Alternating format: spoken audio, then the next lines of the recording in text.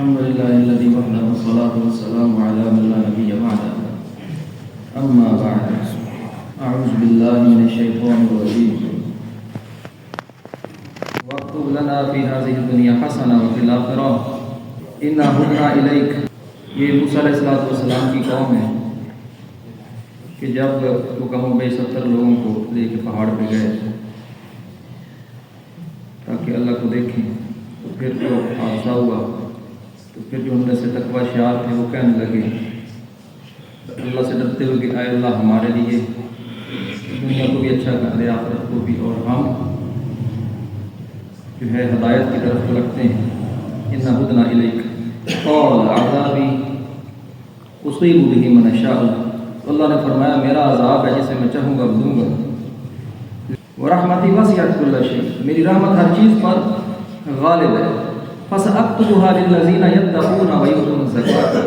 اور میں نے یہ لکھ دیا کہ ان کے لیے جو تقویٰ شعار ہیں اور زکوٰۃ دیتے ہیں، وَكَانُوا بِآيَاتِنَا يُؤْمِنُونَ، اور جو ہماری باتوں پر ایمان رکھتے ہیں. تو اس میں جو یہ جملہ ہے وَرَحْمَتِي وَسِعَتْ كُلَّ شَيْءٍ، یہ بڑی امید دلاتا ہے. ترمذی شریف میں یہ حدیث قدسی ہے کہ نبی علیہ السلام نے فرمایا کہ اللہ تعالیٰ فرماتے ہیں آدم انک ما دعوتنی ورجوتنی، کہ آئے آدم کے بیٹے اگر تو مجھ سے امید رکھے گا اور مجھ سے دعا کرے گا.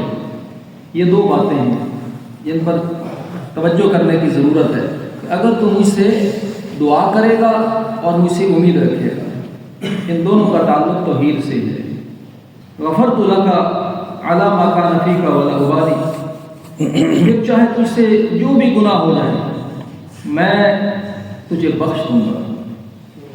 یبن آدم لو بلغت ذنوبک عنان السماء ثم استغفرتنی غفرت لک ولا ابالی.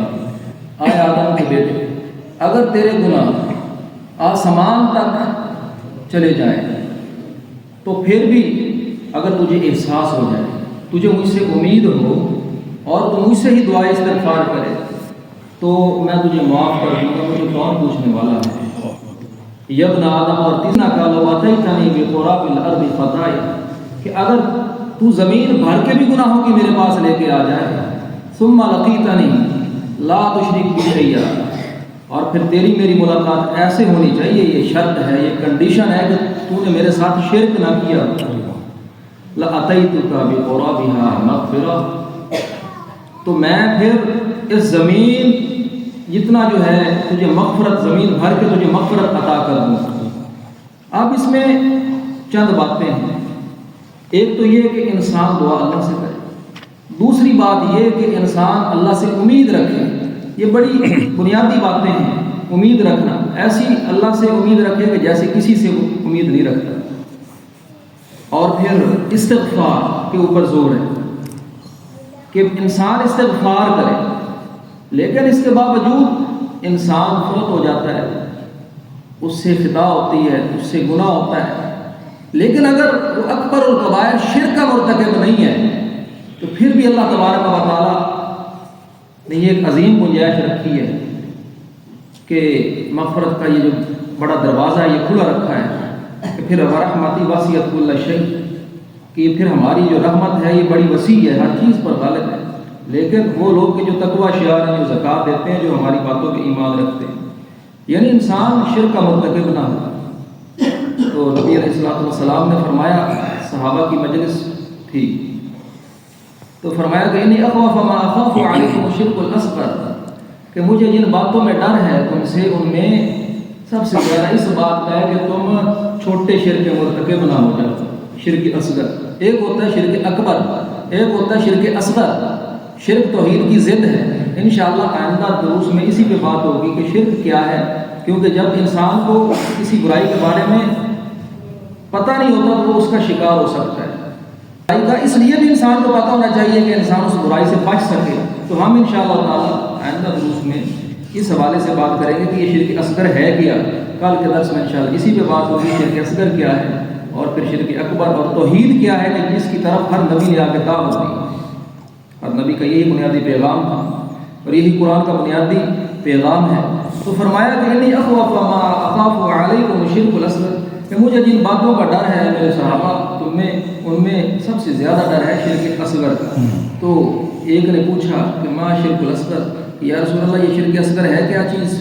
فرمایا کہ الریا، یہ دکھلاوا ہے، یہ دکھلاوا ہے کہ تم کوئی بھی نیک کام کرتے ہو لیکن دکھلانے کے غرض سے کرتے ہو کہ لوگ جو ہے وہ دیکھ رہے ہیں، یعنی اللہ تبارک و تعالیٰ دیکھ رہا ہے، اس طرف تمہارا دھیان نہیں ہوتا، اس طرف تمہارا دھیان ہوتا ہے کہ لوگ دیکھ رہے ہیں۔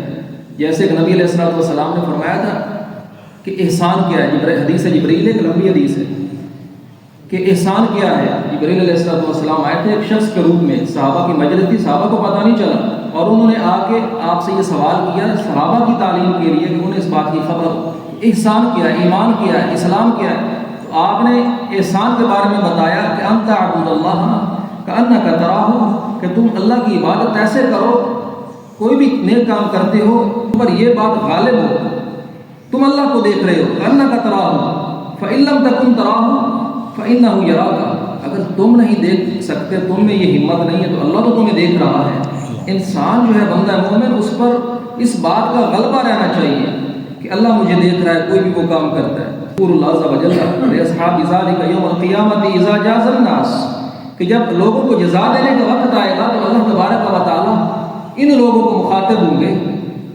اور ان سے کہیں گے کہ اذهبوا الى الذین کنتم تراؤون فی الدنیا، کہ دنیا میں جن کو دکھانے کے لیے تم یہ کام کرتے رہے ہو نا، اذهبوا، اب جاؤ ان کے پاس، فانظروا، اور دیکھو، هل تجدون عندهم جزاء، کیا وہ لوگ تمہیں جزا دے سکتے ہیں؟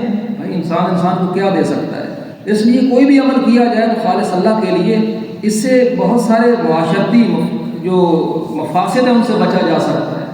معاشرے کے اندر جو ہے اصلاح کے لیے یہ بات بڑی ضروری ہے کہ انسان جب کسی کے ساتھ بھلائی کرے تو فقط اللہ کی رضا کے لیے، لمرضات اللہ، لوجہ اللہ الکریم کرے، کیونکہ اگر وہ دکھلانے کے لیے کرے گا تو کسی سے پھر جزا کی اس کا مطلب ہے امید رکھتا ہے، اور اللہ کے بندوں کا یہ شیوہ نہیں ہے کہ وہ کسی کے ساتھ بھلائی کریں اس لیے کہ ان کو جو ہے اس کا بدلہ ملے اور اللہ تبارک و تعالیٰ کو فراموش کر دیں۔ یہ شرک کی ایسی صورت ہے کہ جس کو نبی علیہ الصلوۃ والسلام نے شرک اصغر کہا، اور فرمایا ایک اور روایت ہے کہ الشرک فیکم اخفی من دبیب النمل، نبی علیہ الصلوۃ والسلام فرماتے ہیں کہ شرک تم میں چونٹی کسی چال کے ساتھ جو ہے، جیسے چونٹی رینگتی ہے نا، چونٹی کسی چال کے ساتھ تم میں داخل ہو جاتا ہے۔ الشرک فیکم اخفی من دبیب النمل وسأدلک علی شیء اذا فعلتہ اذهب عنک صغار الشرک وکبار، اگر تم اس بات پر عمل کر لو جو میں تمہیں بتا دوں تو پھر اللہ تعالیٰ تم سے شرک چاہے چھوٹا ہو چاہے بڑا ہو اس کی نحوست سے تمہیں بچا لیں گے۔ تو یہ ہوئی نا بات کہ جو ہمارے عمل کی ہے کہ ہم کس طرح بچ سکتے ہیں، لیکن ہم پہلے جان لیں کہ وہ نسخہ کیا بتایا، وہ دعا کیا بتائی۔ تو اللہ تعالیٰ بھی یہ فرماتے ہیں جب تک تم دعا کرتے رہو گے مجھ سے امید لگاؤ گے، مجھ سے معافی مانگو گے اور میرے ساتھ شرک نہیں کرو گے، اور اس حالت میں تمہاری میری ملاقات ہوگی، مجھے کون پوچھنے والا ہے، جتنے بھی گناہ ہوں گے میں تمہیں معاف کر دوں۔ ان اللہ لا یغفر ما یشرک بہ ویغفر ما دون ذلک لمن یشاء، یہ قرآن کریم کی ایک بڑی بنیادی آیت ہے کہ اللہ تعالیٰ شرک کو معاف نہیں کریں گے، اس کے علاوہ جسے چاہیں گے معاف کریں گے، جسے چاہیں گے، اس پہ زور ہے، جسے چاہیں گے معاف کریں گے۔ اس لیے شرک سے بچنا چاہیے۔ تو آپ نے یہ دعا بتائی، تقول اللہم انی اعوذ بک اشرک بک وانا اعلم واستغفرک لما لا اعلم، یا اللہ میں تیری پناہ میں آتا ہوں اس بات سے کہ میں تیرے ساتھ کسی شرک کا مرتکب ہو جاؤں اور مجھے اس بات کا پتہ ہو اور میں تجھ سے معافی کا طلبگار ہوں کہ میں تیرے ساتھ شرک کروں اور مجھے اس کی خبر نہ ہو۔ وہ دعا ہے، اس کو ہم یاد کر لیں، یہ بڑی مشہور دعا ہے۔ شرک سے بچنے کے لیے نبی علیہ الصلوۃ والسلام نے ہمیں سکھائی ہے، اللہم انی اعوذ بک ان اشرک بک انا اعلم واستغفرک لما لا اعلم۔ اللہ عمل کی توفیق عطا فرمائے۔ اقول قولی ھذا وآخر دعوانا ان الحمد للہ رب العالمین۔